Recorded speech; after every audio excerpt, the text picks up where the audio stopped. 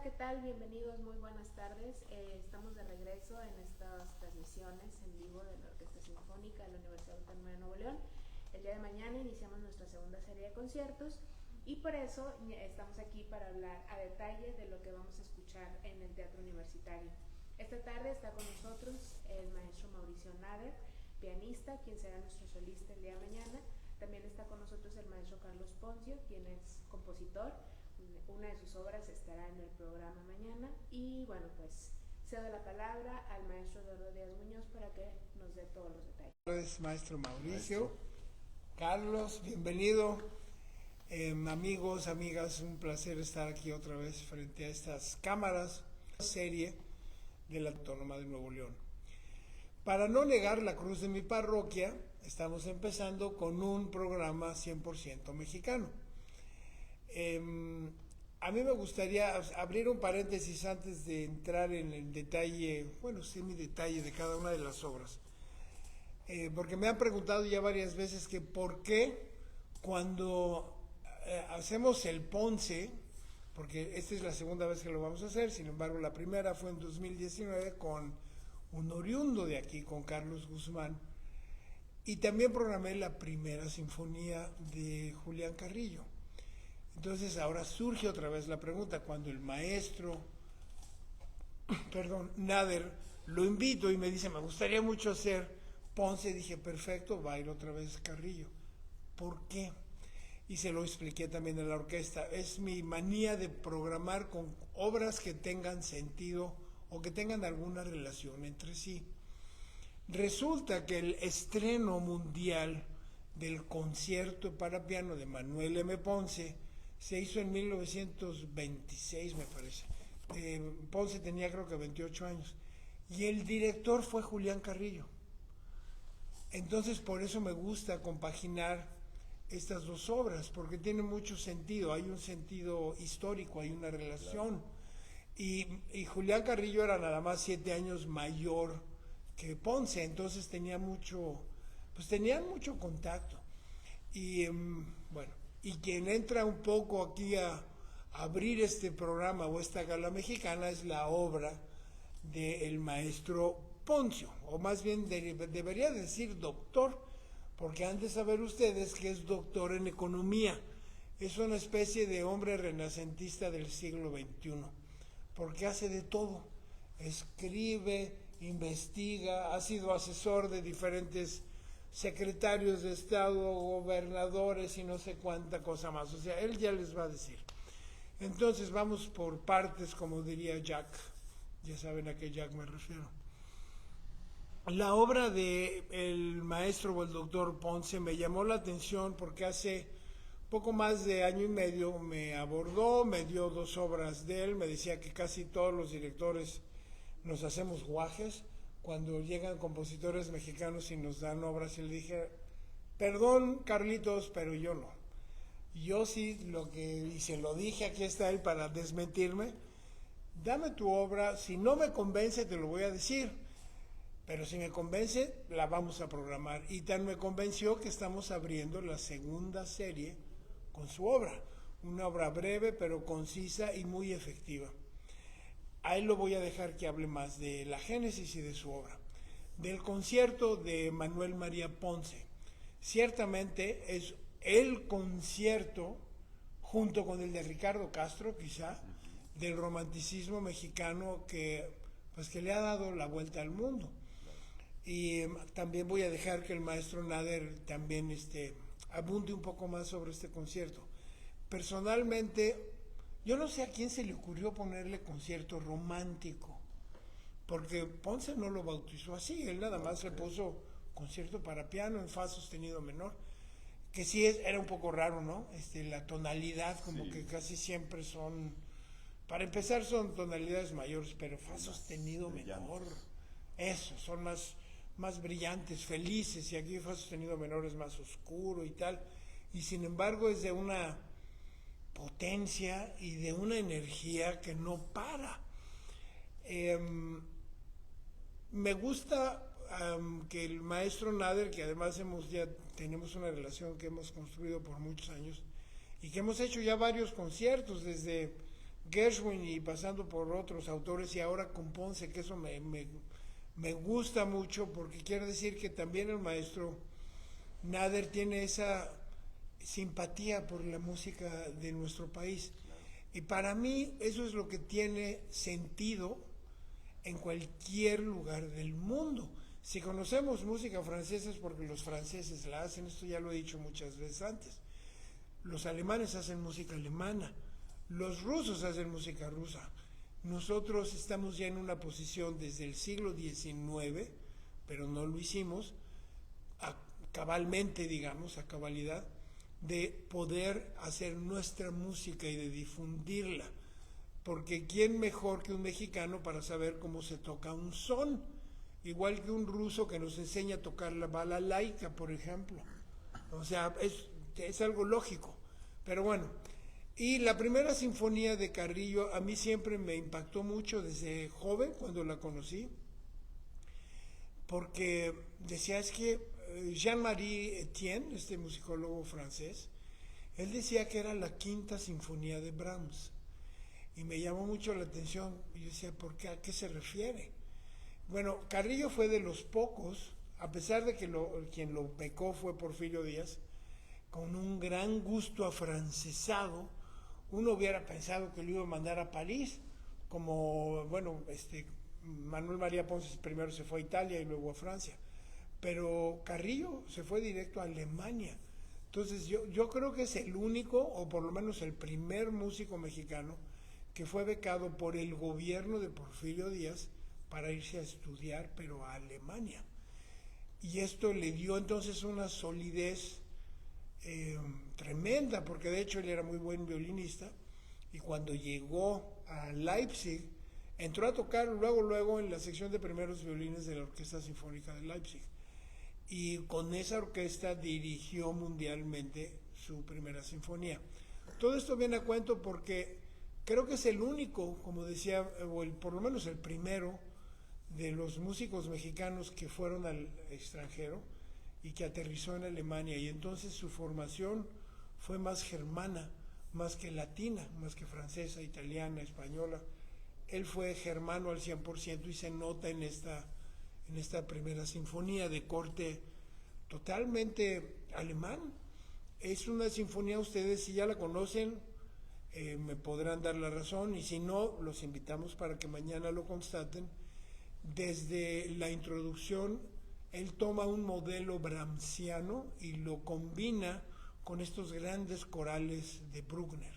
Entonces ahí no hay para dónde hacerse. El pensamiento sinfónico de Julián Carrillo, antes de irse por su lado del sonido 13, fue 100% romántico, germano, tardío.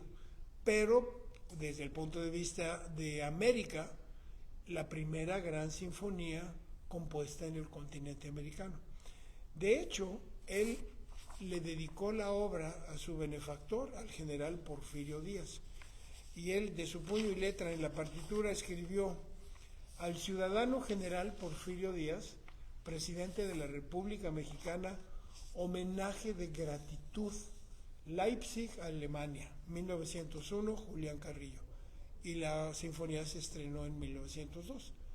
O sea que esto queda de manifiesto que el general Porfirio Díaz no tuvo objeción en que su becario se fuera a Alemania en vez de a Francia, como era el gusto personal del general. Y entonces, ya que yo eché toda una perorata, y que les agradezco por haberme escuchado, ahora le cedo la palabra al doctor Poncio para que nos hable, por favor, de Hacia una nueva esperanza. Lo único que yo sé es que la concibió a los 14 años para piano y luego a los 40 y pico decidió orquestarla. Maestro. Muchas gracias, maestro. Bueno, primero que nada, estoy muy agradecido con el maestro Díaz Muñoz y con toda la orquesta porque le han dado una oportunidad a la pieza. Una segunda oportunidad les di yo, porque efectivamente los principales temas los compuse para una obra para piano cuando tenía 14 años. Y pues ahí están, son muy enérgicos, hablan de heroísmo, hablan de esperanza, hablan de un ser humano inmortal, que es como nos sentimos cuando somos adolescentes. Y ahí está ese espíritu luchador, luche y luche constantemente una y otra vez en la obra. Y efectivamente la orquesté me parece que a los 45 años, como 30 años después.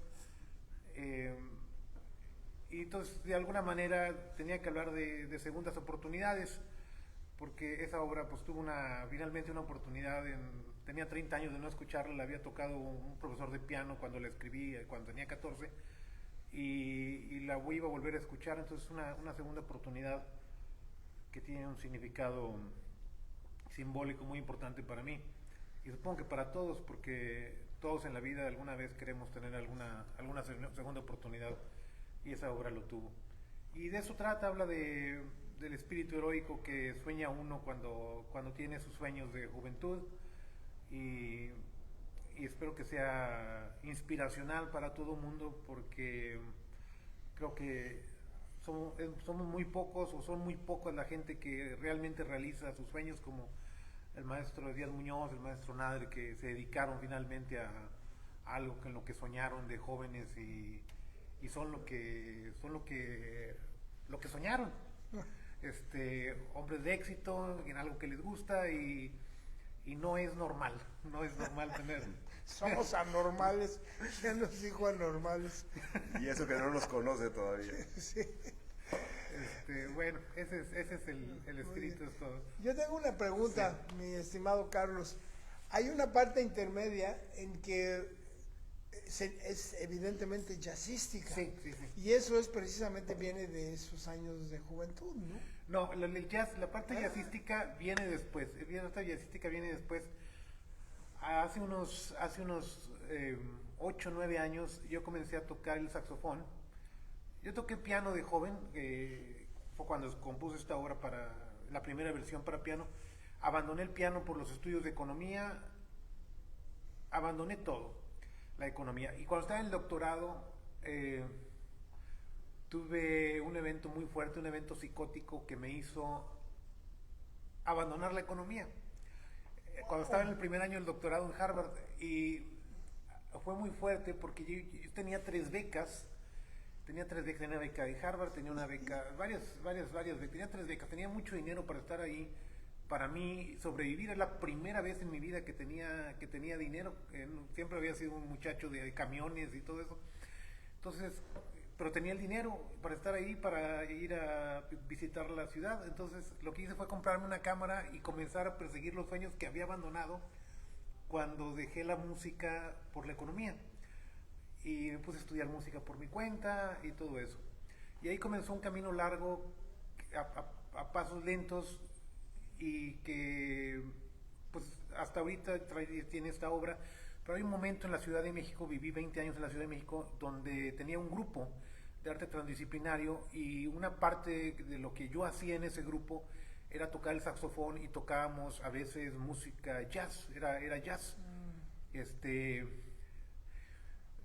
No me da pena decirlo, pero ese jazz, esa música jazz surgió porque cuando tuve trabajos muy peligrosos alguna vez en la Ciudad de México, y uno de ellos me mandó al manicomio. Literalmente estuve 30 días en un manicomio, y ahí conocí a un tipo que había querido ser pianista de joven y no había podido ser. Y entonces ahí en el manicomio dijimos, cuando salgamos de aquí vamos a ponernos a tocar música. Entonces, y eso hicimos. Salimos, él tocó piano, yo toqué el saxofón, agarré el saxofón, y finalmente, después de estarle dando, conseguimos hacer un grupito de jazz con el que tocábamos en museos, en galerías de arte, en cafés de arte ahí en la Ciudad de México. Y de ahí viene mi familiaridad con el jazz, que está reflejado en la obra de... Muy bien, pero además entonces, por lo que decías de la cámara, eres fotógrafo. Sí. Un poco. Sí. O un mucho. Pinto un poco, hay una galería en la Ciudad de México que maneja mi obra. Y no soy muy bueno pintando, me parece, pero pinto, me divierte mucho. Y escribo un poco, gracias a mi madre también escribo un poco. Ahí está. Entonces no me equivoqué al decir que eres un hombre del Renacimiento del siglo XXI. Multitask. músico, pianista, saxofonista, escritor, economista, fotógrafo, pintor, poeta y loco. Y loco, seguro. Pero loco. de eso todos tenemos un poco. Y algunos tenemos un mucho también. Muy bien, no, hombre, gracias por compartirnos esta experiencia de vida. Qué bárbaro, muy amable. A ver, maestro. Maestro. Maestro, Bueno, yo te quiero preguntar, ¿por qué escogiste Ponce? mira, Ponce es una obra que me encanta. La primera vez que lo toqué, este concierto romántico que se le ha apodado, desconozco por qué o quién lo apodó, como ya comentábamos, pero lo toqué con la Filarmónica de Bogotá en 2001, que yo les mandé una propuesta a través de la embajada y me pidieron que si, pues no sé si me ocurrió a mí o a la embajada o a ellos, que hiciéramos el Ponce. Yo no lo conocía, me puse a estudiar con una partitura, con una fotocopia terrible que hasta la fecha tengo, de un manuscrito, que al final me la memoricé y ya la uso nada más como referencia. Pero a partir del 2001 la he tocado un montón de veces con muchas orquestas. Hay una versión para cámara también, que son puras cuerdas y piano solista. Y a mí siempre, igual que a ti, me gusta hacer música mexicana, porque nos la pasamos toda la vida haciendo invenciones y fugas de Bach y toda esta cosa alemana y europea, y dónde queda lo latinoamericano y lo mexicano, ¿no? Yo estoy totalmente de acuerdo con lo que dice el maestro.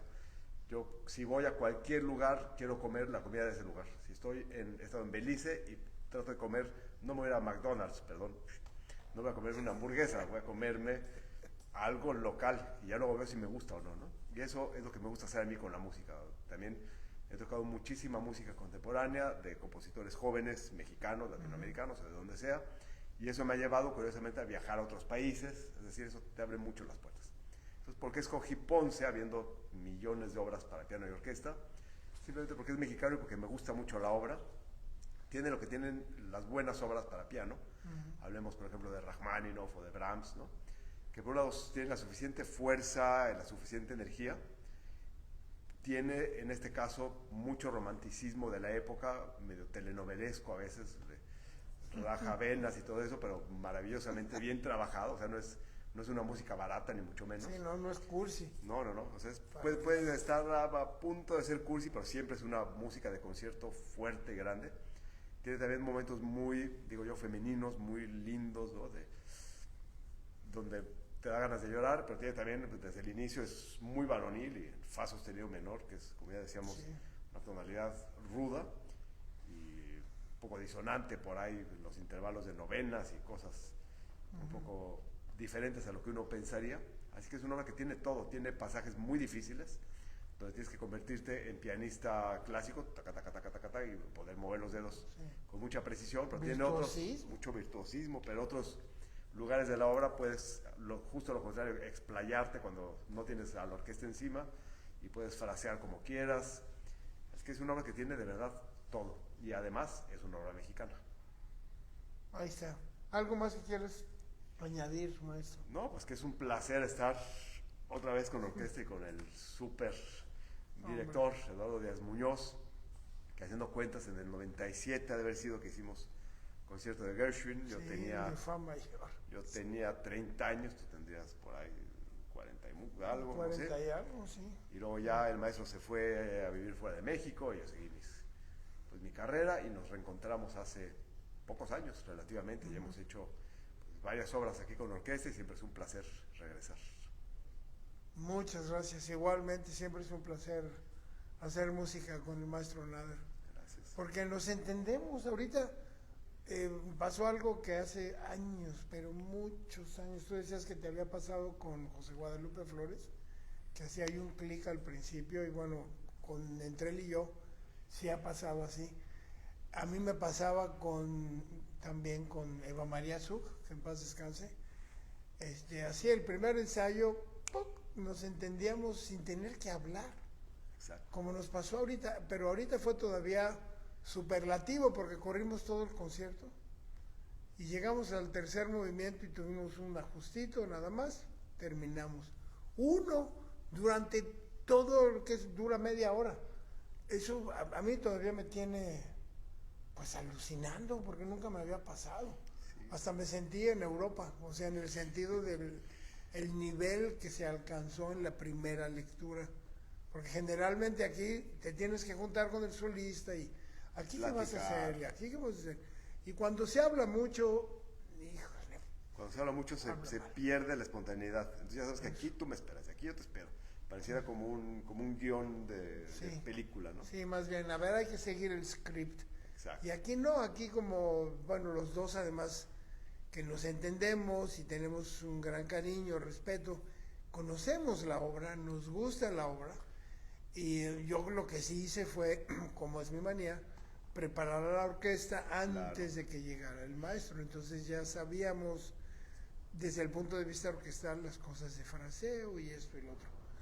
Pero el entendimiento fue inmediato. Así. Es que hay infinitas maneras de hacer una obra, ¿no? Puedes esperar un poquito aquí, allá, el tiempo.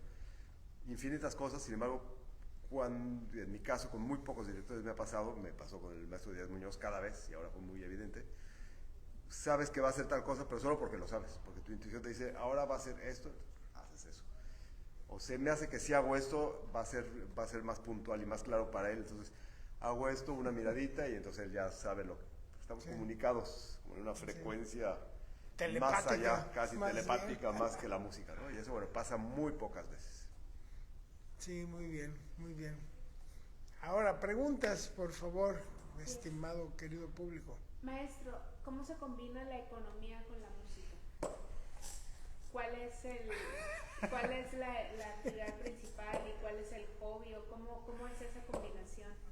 Bueno, es una pregunta tremenda porque te voy a decir lo que me dijo una vez un financiero.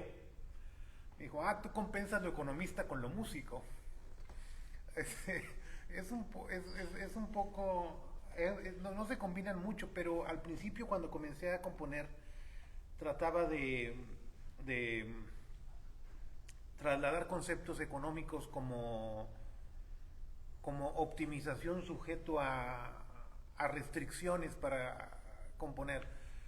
Y bueno, más o menos. Eso está buenísima. Eso es para una clase de composición.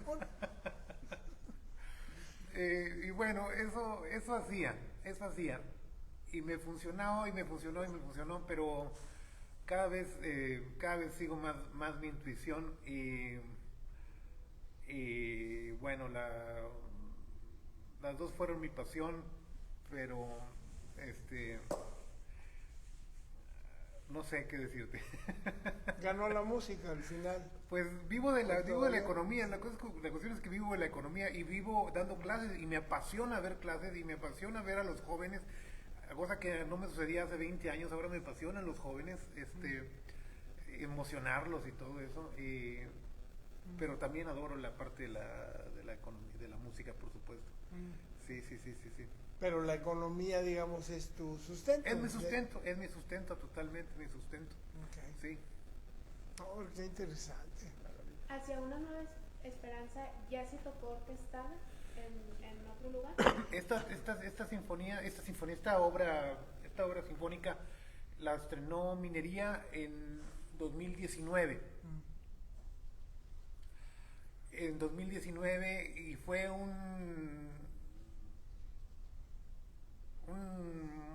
tuve que desarrollar habilidades, además de las musicales. Yo siempre me moví profesionalmente como economista en ambientes muy rudos, donde se podía poner sobre la mesa la vida misma. Entonces tuve que convencer a la Sinfónica de Minería de que la tocara, ¿no? Entonces tenía que presentarles una partitura que convenciera al director, pero además de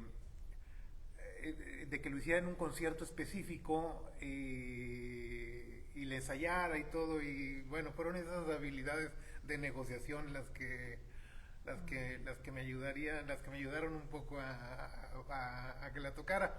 Pero ya comentaré en alguna otra ocasión las especificidades de lo que tuvo que suceder ahí para porque no la dirigió Carlos Miguel. No la dirigió, él aprobó, me dijo.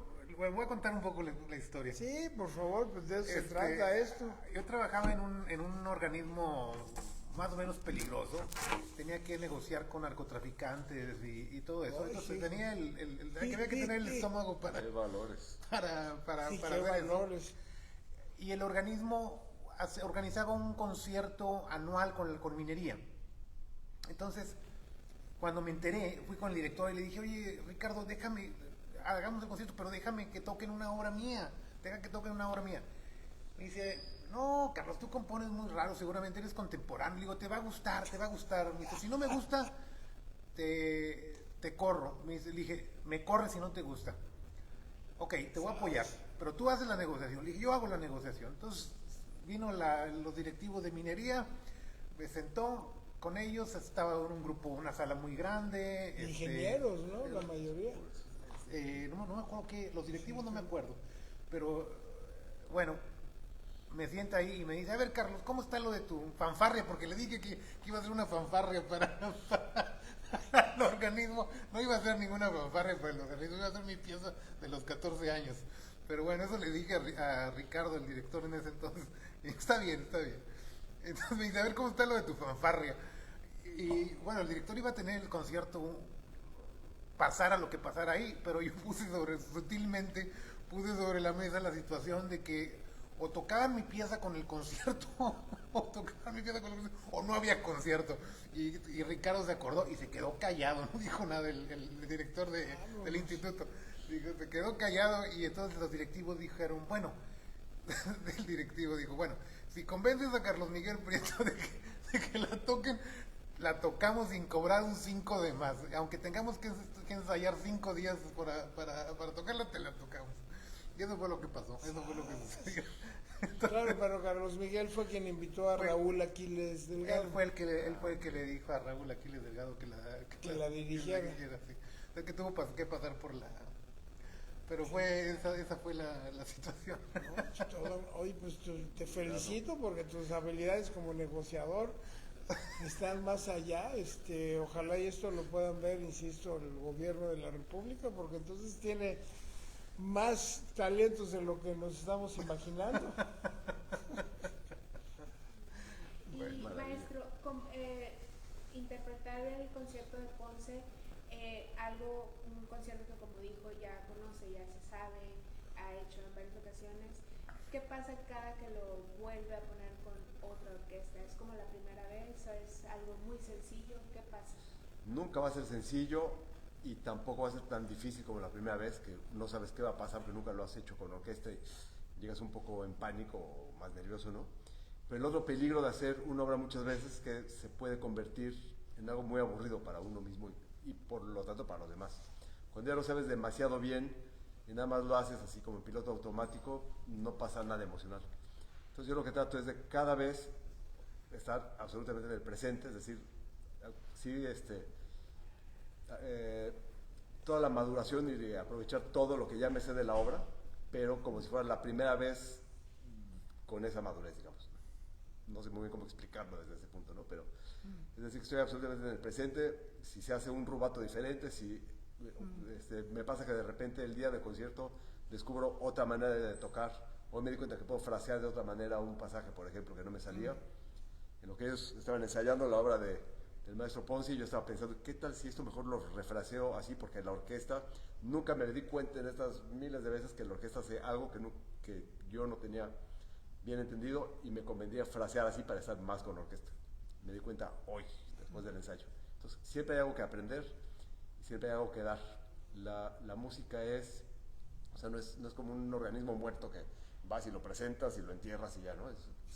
Vive y se desarrolla a través del concierto y según el piano en el que estés, la recepción del público. Hay una cosa luego que me imagino que nos pasa a todos o a casi todos, que más allá de lo interpersonal, físico, ocurre como una magia en el escenario en la que si te vas demasiado te pierdes, pero que estás a punto de irte y puedes sentir y darte cuenta de cosas que normalmente no te darías cuenta y que el público está sentado escuchando, pero tú estás en otro nivel como de percepción, y eso es lo que me gusta a mí, aprovechar lo que siento en ese momento para recrear la misma obra que estaba muerta hace media hora, la tengo que recrear en el presente.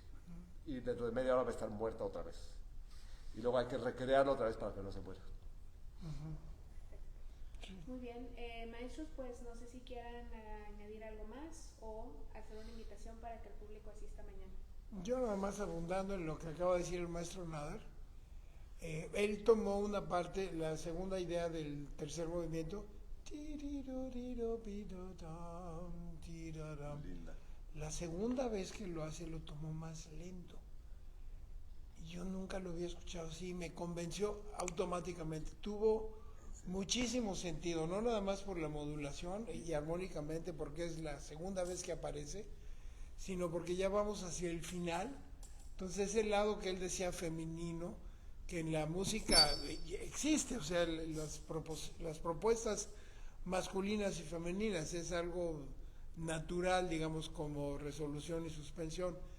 Y en ese momento me convenció de tal manera que la orquesta ni chistó, me siguió y se creó un ambiente nuevo, novedoso.